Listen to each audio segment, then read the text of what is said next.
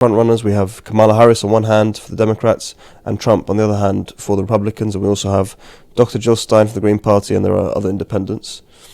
What would you say, in your estimation or your understanding, is the several candidates' policies with regards to ending the genocide should they become president? So we have two viable candidates. It's Donald Trump and Kamala Harris. And now we have other third-party candidates like Jill Stein, Cornel West, or Chase Oliver. In the case of the three latter candidates, Stein, West, and Oliver, they are pro-permanent ceasefire, pro-arms embargo on Israel. In the case of Kamala Harris and Donald Trump, they both are pro-Israel. But there are, of course, differences between them. Donald Trump wants Israel to go all the way in, to continue to destroy Gaza, decimate Gaza, and to uproot whatever resistance left in Gaza. And he does not shy away from talking about the beautiful beaches of Gaza and rebuilding Gaza to be another Singapore in the region and to be inhabited by Jewish settlers. The same thing was said by his son-in-law, Jared Kushner. In the case of Kamala Harris, she continues to follow, she continues the policy, or she is a continuation of the Biden failed approach. Full complicity with Israel while demanding a ceasefire and the day after arrangements in Gaza, where Hamas does not rule Gaza anymore, and Saudi Arabia is injected into the Abraham Accords, and they build and use a regional structure where Israel is the cornerstone of that structure to contain Iran and to maintain the American interest in the region. We are in a very difficult place as a Palestinian, Arab, and Muslim American community. We are in a very difficult place because we cannot reward Kamala Harris for the crimes that were committed under her watch as the VP of Joe Biden. She's not only the Democratic candidate, she is the vice president of the president of the United States. She is part of the crime that is being committed, that has been committed and being committed by Israel because of the American unconditional support to Israel. So we cannot just reward her based on this. At the same time, we don't want Donald Trump to be in office because we know that Donald Trump poses a threat not only to Palestine, Gaza, the West Bank, and the whole region, the so-called Middle East, but also poses a threat to us as a Muslim community in the United States and poses a threat to the United States stability. We know that this is a man who tried to steal the elections in 2020, and he's promising a bloodbath if he loses the election in 2024.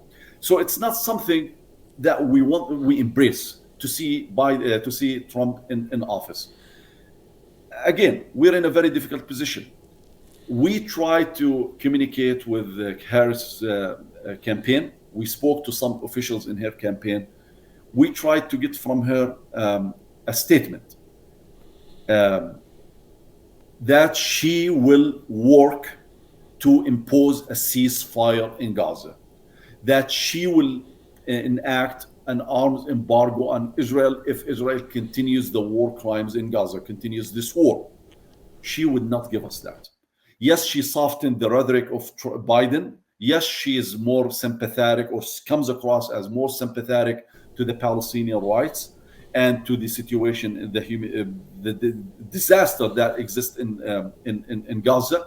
But she's not willing to substantially change the policy on Israel and the unconditional support that the United States provide Israel with.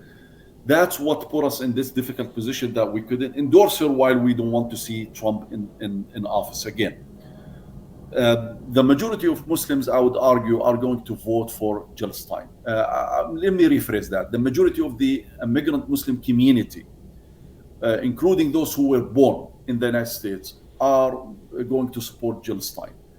But Muslim African Americans are going to support, the majority of them are going to vote for Kamala Harris. This is for historical reasons. African Americans in general, including Muslim African Americans, are more supportive of the Democratic Party as opposed to the Republican Party. And this Palestine is one of the issues for them. Yes, they're very supportive. They're very sympathetic with the Palestinian people, with Gaza. They're very critical of the Biden approach, Biden Harris approach, the full complicity with Israel. But they see that they have other priorities. It's not only Palestine, but also civil rights, civil liberties. It's the reproductive rights in America. It's the institutionalized racism that tends to flourish more under Republicans. So there are other concerns, and we have the same concerns, as an immigrant, quote unquote, American Muslim community. But it is very difficult for us morally to say that we're going to pretend as if genocide is not happening in Gaza, that it's not happening under the watch and full complicity and support of the Biden-Harris administration. So we're put in that very difficult position. I would say our community now is split between Jill Stein, Kamala Harris, and we have about 12%, according to some polls that were conducted recently within the American Muslim community, that suggests that 12% are going to support Donald Trump for various reasons. So the community is split.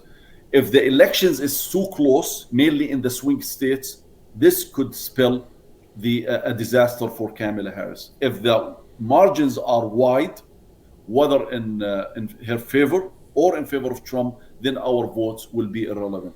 But so far, based on what we know, based on the public opinion polls, based on the polls that were conducted in the swing states, this election is going to be too close to call. And a few hundreds or a few thousand votes might make a difference. So our votes might make the difference in states like Michigan, in states like Arizona, in states like Wisconsin, in states like Georgia. And the Kamala Harris understands this. That's why there was another attempt to reach out to the Muslim community just in the last 2 weeks. There were attempts by her campaign. Again, what Muslims asked from Kamala Harris's campaign is that we want a substantial change when it comes to your policy on Israel. We know that you're not the president today, but if you win, we want a clear promise from you that you will impose an arms embargo on Israel, that you will end this unconditional support to Israel if Israel does not enact an immediate ceasefire. Unfortunately, she would not give us that pledge, and that, again, makes it very difficult for us to endorse her and support her in the elections. And even if the American Muslim leadership asks the community to support Kamala Harris, the majority of our community, or the so-called immigrant American Muslim community, is not going to follow suit.